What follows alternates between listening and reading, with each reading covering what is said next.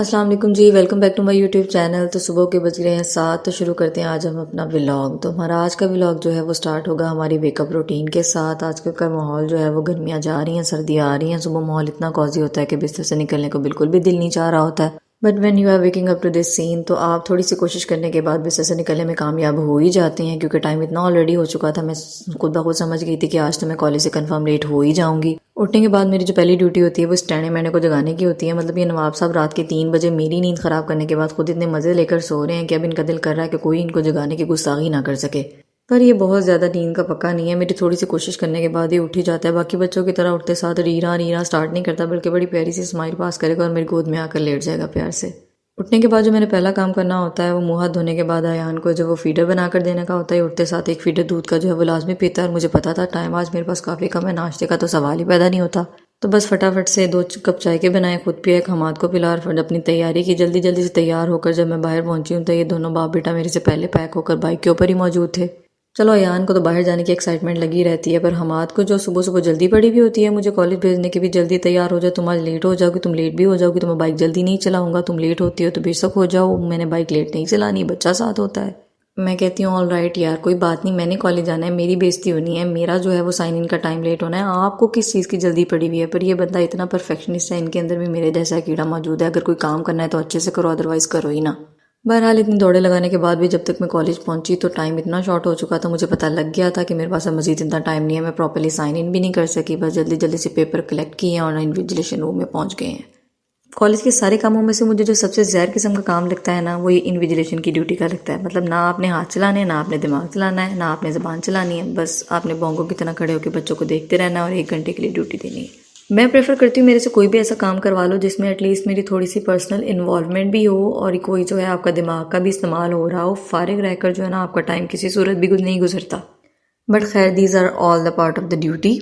तो नाश्ता सुबह ना करके आने का एक साइड इफ़ेक्ट ये भी होता है कि आपको कैंटीन का जो अनहाइजीनिक खाना है वो मजबूरन खाना पड़ता है, क्योंकि 4 से 5 लेक्चर खाली पेट हरगिज़ नहीं पढ़ाए जाते। इवन नाश्ता करने के बाद, लंच करने के बाद भी होम टाइम में जब आप घर जा रहे होते हैं तो आपके पेट से जो बड़ी चों की आवाज़ें आ रही होती हैं कि नहीं भी बहुत ज़्यादा भूख लग गई है अब तो।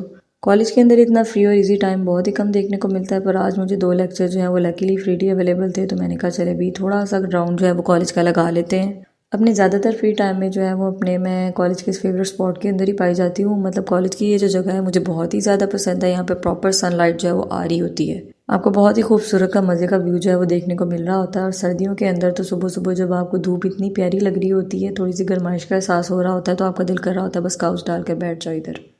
बहरहाल इतना फ्री टाइम तो खैर हमारे पास हरगिज़ भी अवेलेबल नहीं होता। हमें बस ये जल्दी होती है कि जल्द से जल्द अपना काम ख़त्म करें और अपने घरों को जाएं। अच्छा जी, ये जो आपको रश नज़र आना है ना, ये आपको किसी दरबार पे लंगर बढ़ता हुआ नज़र नहीं आ रहा, बल्कि तमाम जो है वो स्टाफ मेंबर्स वेट कर रहे हैं ताकि 2 बज सकें और ये अपना साइन आउट करने के बाद घरों को जा सके। मुझे एक बात हरगिज़ समझ में नहीं आती कि ये साइन आउट करने के बाद सबको घरों को जाने की इतनी जल्दी क्या होती है। मतलब किस चीज़ की खुशी होती है? मुझे बताते खुद बड़ी खुशी हो रही होती है कि हम जा रहे हैं, लेकिन हालांकि पता है कि भाई घर में जाने के बाद भी तो वही कुछ काम करने हैं, कुछ काम यहाँ कर लिए, बाकी जाकर हमने घरों को कंप्लीट करने हैं। बहरहाल खैर, कॉलेज से निकलते वक्त जो है आपको अलग एक रिलैक्सेशन जो होती है वो फील हो रही होती है।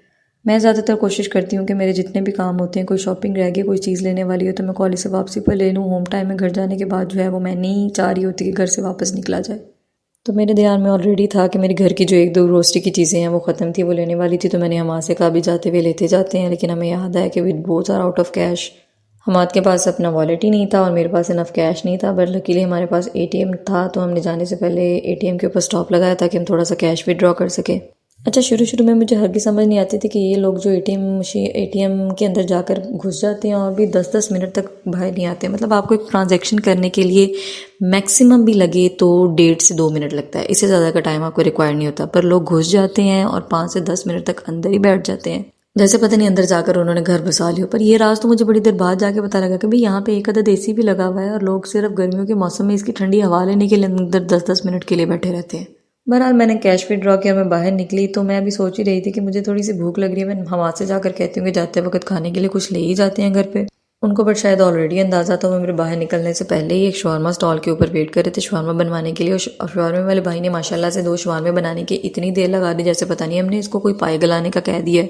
तंग आकर मैंने ही बोल दिया कि भाई आपने जितना टाइम लेना है आप लें, हमें जो चीज़ें लेनी है हम लोग वो लेकर आ जाते हैं तब तक। और मुझे लगता है पूरी कमालिया के अंदर ये एक ही ऐसी जगह है अयान प्लाजा जहाँ पे आपको जो है तकरीबन हर अप्रोप्रिएट चीज़ जो है एक ही छत के नीचे जो है वो अवेलेबल मिलती है और इजीली अवेलेबल भी होती है। तो मेरी घर की ग्रोसरी की कुछ चीज़ें मिसिंग थी और अयान के डायपर्स मिसिंग थे, तो मैंने बस वही 2-4 चीज़ें लेनी थी। उनका बिल करवाया, बिल करवाने के बाद हम लोग निकल पड़े। तो अब मुझे बड़ी खुशी हो रही थी कि भाई मैं अब घर जा रही हूँ, finally it's home time and I will relax. ये वापसी का जो रास्ते का टाइम होता है ये हम दोनों का ऐसा टाइम होता है जिसमें हम दोनों ने डिसाइड करना होता है कि भाई आज शाम को हमने क्या खाना है, लेकिन हमारा जो है आज वापसी के ऊपर कोई भी एक डिसीजन फाइनल नहीं हुआ कि आज हमारे घर पे क्या पकेगा।